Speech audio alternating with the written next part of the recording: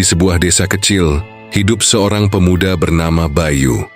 Bayu adalah seorang pekerja keras yang berasal dari keluarga sederhana. Ia tidak tahu apa-apa tentang dunia mistis yang kerap dibicarakan orang-orang tua di desa itu. Di desanya, para penduduk hidup dengan tenang, meski ada banyak cerita mengenai Gunung Pasir, tempat yang konon angker. Gunung itu terkenal dengan cerita-cerita lama tentang kekayaan yang datang dengan harga yang sangat tinggi. Tapi bagi Bayu, itu semua hanyalah mitos belaka. Hingga suatu hari, dia mendengar cerita yang mengubah segalanya. Saat sedang beristirahat, setelah bekerja di ladang, Darto, seorang teman lama Bayu, datang dengan cerita yang sangat mengesankan.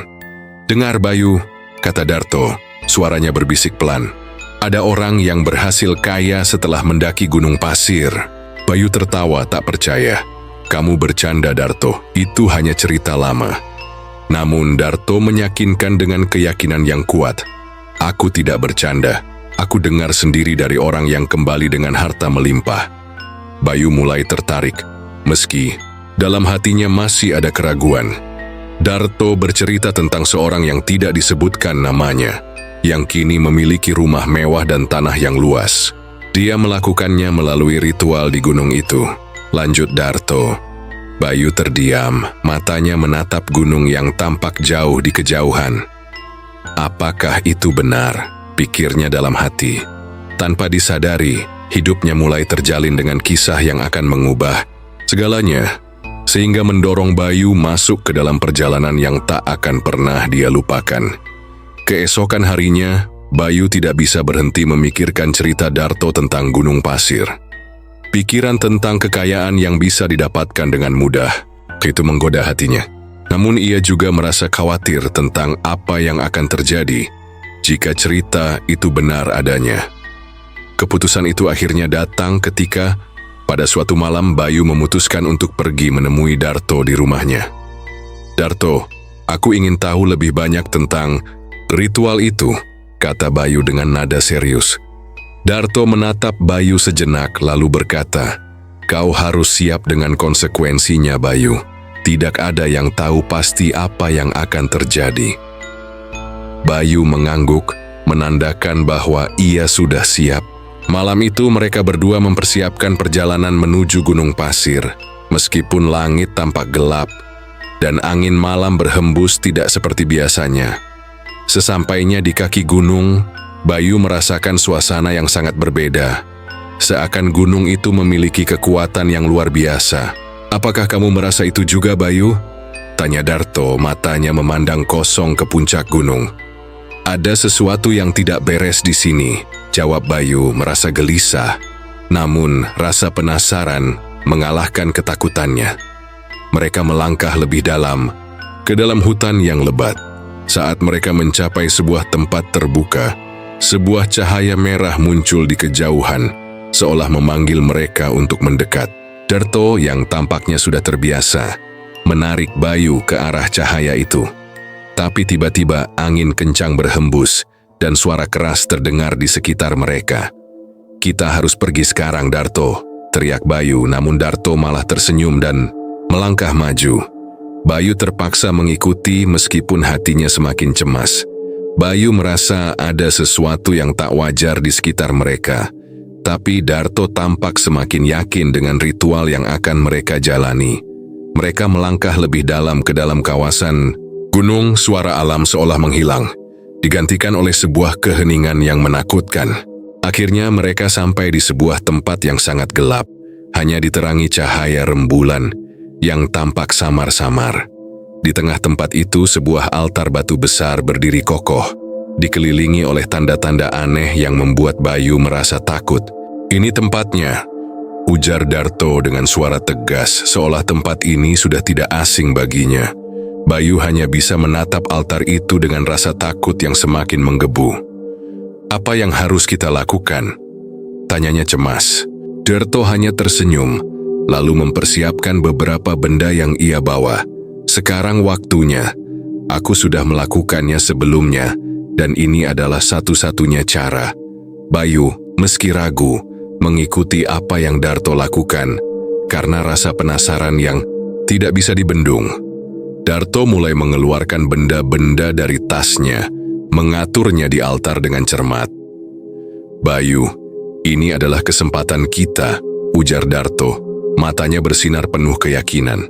Namun, saat benda pertama diletakkan, angin tiba-tiba berhembus keras mengguncang dedaunan di sekitar mereka. Bayu mulai merasa ketakutan yang luar biasa. "Darto, aku merasa ini tidak benar." Tapi Darto sudah tidak bisa lagi ditahan.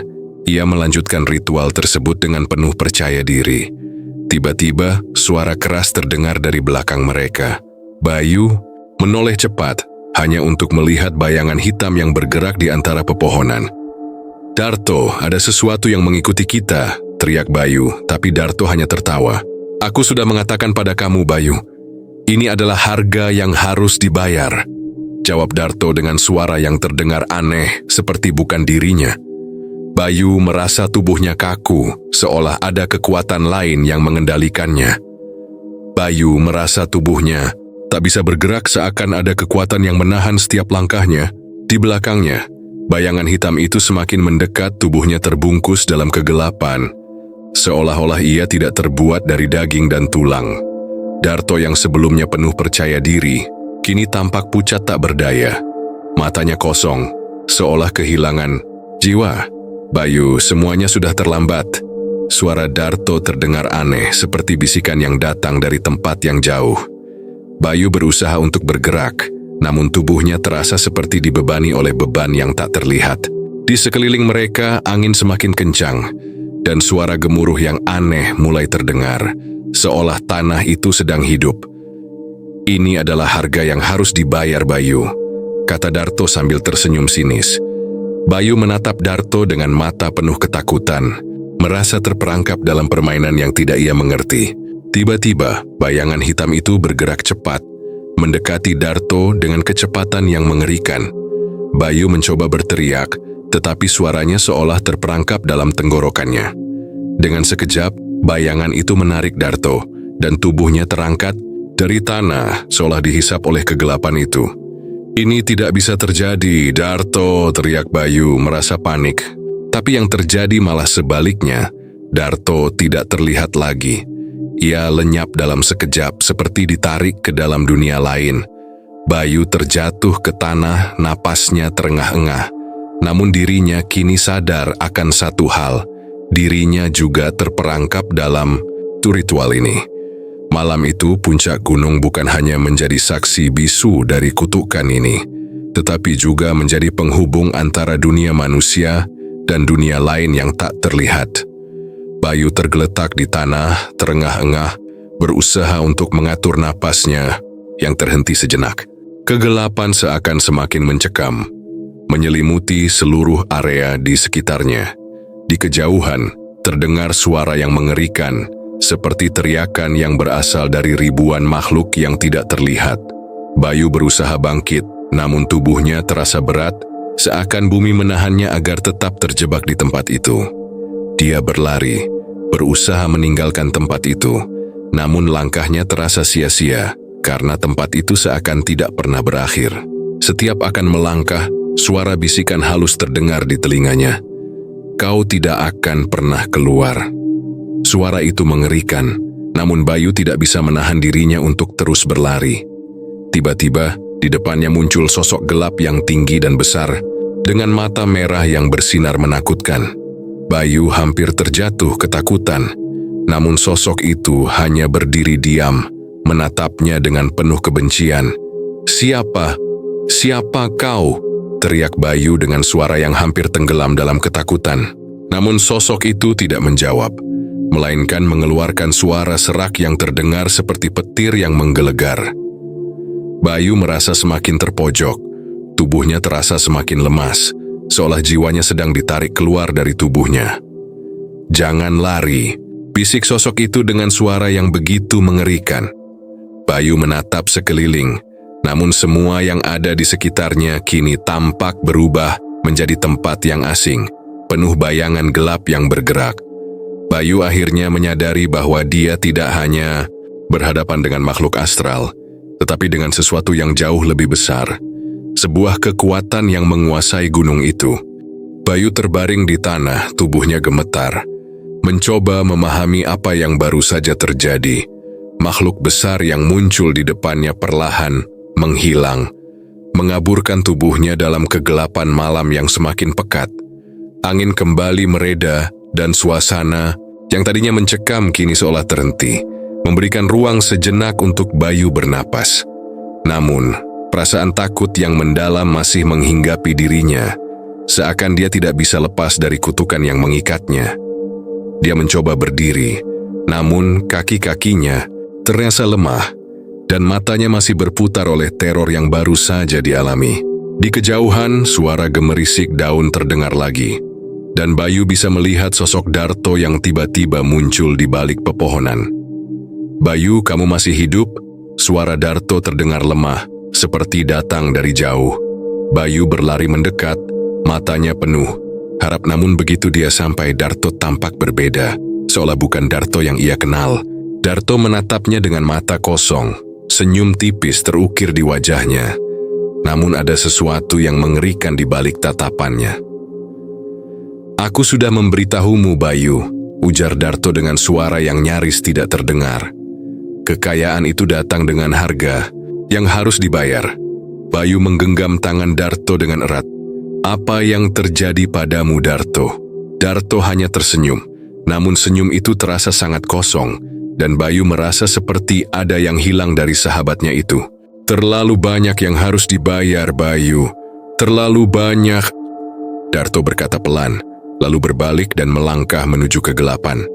Bayu mengikuti, namun semakin dia mendekat, semakin jauh Darto menjauh, seolah terhisap oleh kegelapan itu. Dan dalam sekejap, Darto menghilang, meninggalkan Bayu sendirian dengan rasa takut yang semakin dalam, menyadari bahwa kutukan ini baru saja dimulai. Bayu merasakan kesendirian yang mencekam, seolah seluruh dunia telah meninggalkannya. Dia berdiri di tengah kegelapan yang seakan tak berujung, mata mencari-cari jejak Darto yang tiba-tiba menghilang. Angin yang semula tenang kini berhembus kembali, lebih kencang, membawa aroma tanah basah yang menambah suasana mencekam. Tiba-tiba suara langkah kaki terdengar di belakangnya, tapi ketika Bayu menoleh, tidak ada siapa-siapa. Ketegangan semakin meningkat, dan Bayu mulai merasa bahwa ia tidak lagi sendirian di gunung itu. Hati Bayu berdegup kencang, dan setiap langkah yang diambilnya seakan mengundang bahaya yang semakin dekat. Suara langkah itu kembali terdengar, kali ini lebih jelas dan terasa begitu nyata.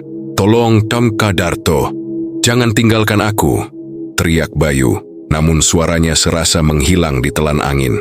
Tiba-tiba, sosok gelap muncul di hadapannya, berbeda dari sebelumnya.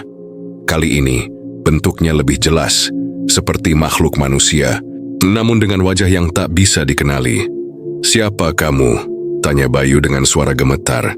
Makhluk itu tidak menjawab, hanya berdiri diam, menatap Bayu dengan tatapan kosong dan penuh kebencian. Bayu merasa tubuhnya kaku, tak mampu bergerak, seolah makhluk itu telah menguasai dirinya. "Apa yang kau inginkan dariku?"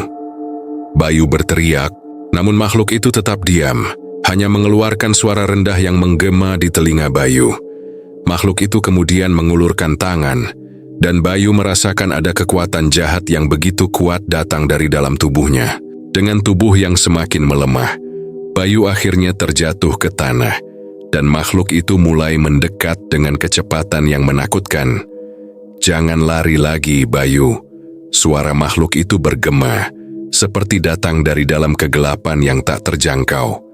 Makhluk itu semakin mendekat, dan Bayu merasa seakan nafasnya semakin berat.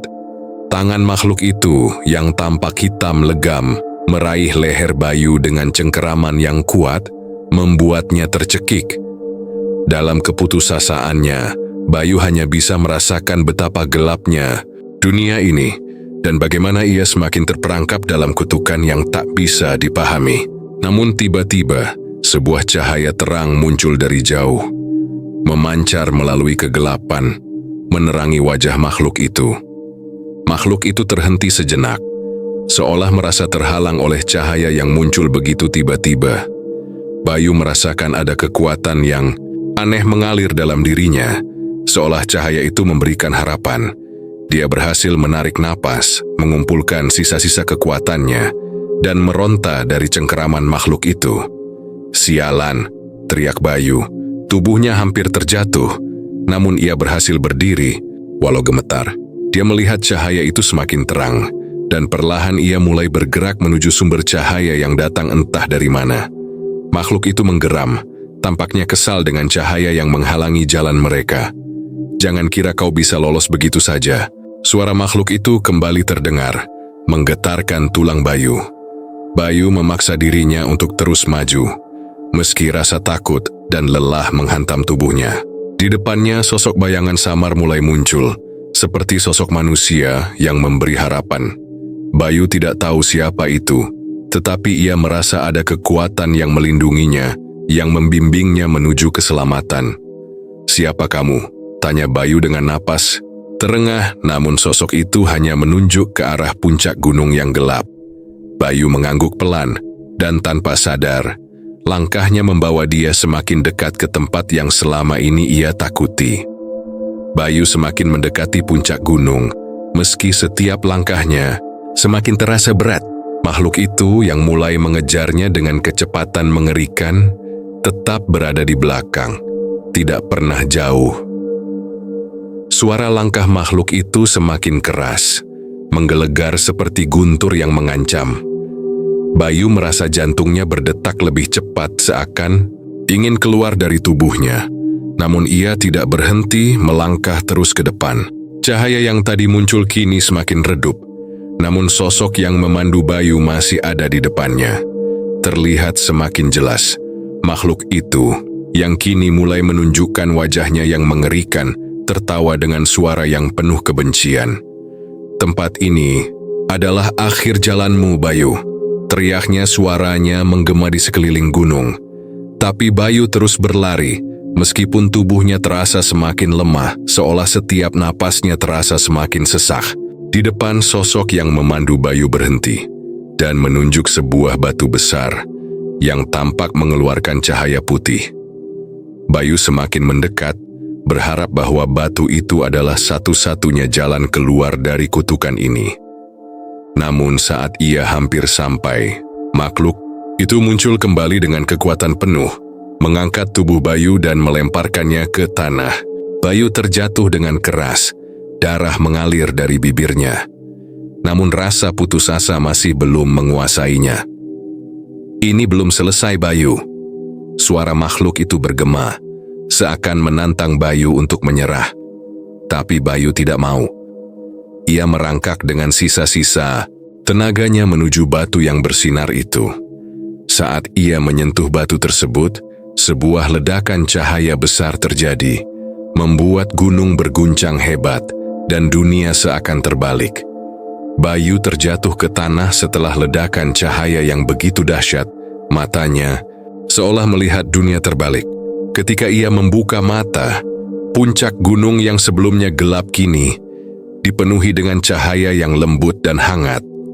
Makhluk yang mengejarnya sebelumnya kini menghilang, seolah lenyap ditelan oleh cahaya yang muncul dari batu besar tersebut. Bayu merasa tubuhnya kembali ringan, seakan beban yang selama ini menahannya telah hilang. Namun ia masih merasa bingung, tidak tahu apakah ia selamat atau masih terjebak dalam kutukan. Di depannya, sosok yang membimbingnya, yang semula samar, kini terlihat lebih jelas. Dia adalah seorang pria tua dengan wajah bijak. "Siapa kamu?"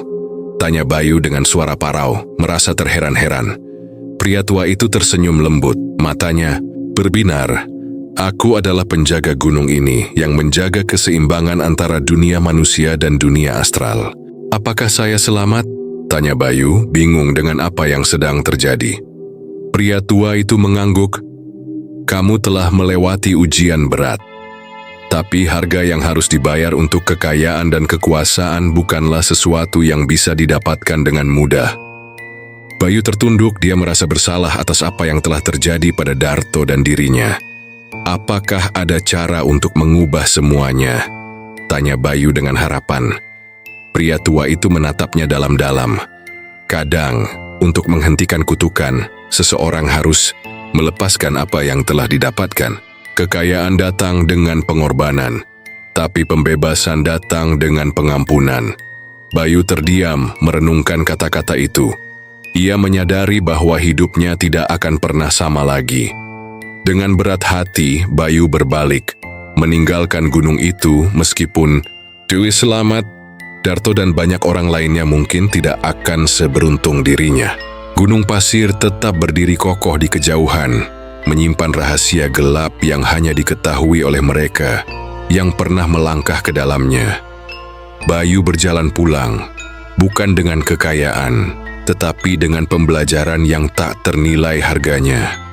Ketahuilah bahwa tidak semua yang bersinar itu adalah emas, dan terkadang untuk menemukan kedamaian, kita harus melepaskan segala yang kita miliki.